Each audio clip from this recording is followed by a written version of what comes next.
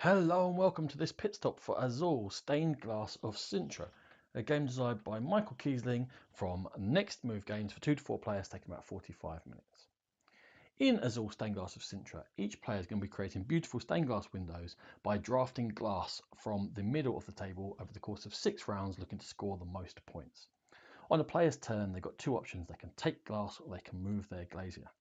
Now, if you choose to take glass, you choose any of the locations, you choose one colour from there, and you take all of the pieces of glass of one colour from there. For example, if we choose here to take pink, anything that's left remaining, that blue will go over in the middle. Then we can place these in any location which is where our glazier is or to the right. In this case, they'll move wherever the glass is going and we can place them in there. The other players will then take their turns and we can move on and carry on. The first player to take a piece of glass from the middle is going to get that glass and also the first player token.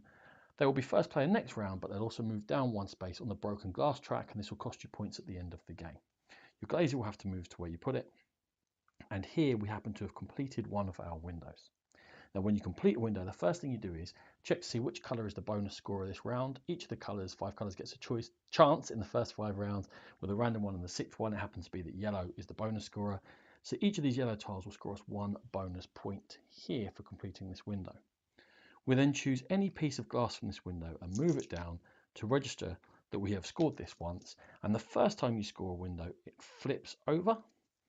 And every time you complete a window, you're going to score points for that window and every window completed at least once to the right of it. Now, in this case, we've completed none to the right, so we just score the 2 points for the window. If we were to complete this pattern later on, this window will then come out of our display. You can only do each one twice, but we would also mark it again to say we've done that one, and it would score again. Now, if you wish to take tiles and they cannot fit completely where you wish to put them, for example, if we chose these oranges, we put one orange in there, and the ones that can't fit will go into the glass tower like that, and again, you'll move down on the broken glass track. The other action you can do rather than taking tiles is to reset your glazier, which will push them all the way back over here to the beginning again, and then again you've got all these locations available to place tiles for you. Now, for an example of scoring when you have completed windows to the right, if we took these 2 yellows, completed this, we'd choose one to come down here, the rest of them will go in the glass tower. We'd score our bonus for those 2 yellow tiles, and then we'd score 4 for this one, but also 3 here and 2 here, scoring 9 points just for doing that one window. And again, as usual, we would flip it over. We continue like this for the 6 rounds.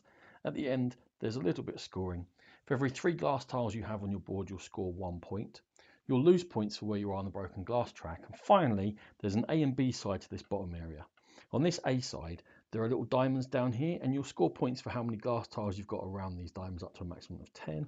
On the other side, on the B side, you're going to count the most numerous colour of glass that you've got down this area and times that by the number of windows you've completed entirely, so twice, and that will be your bonus score.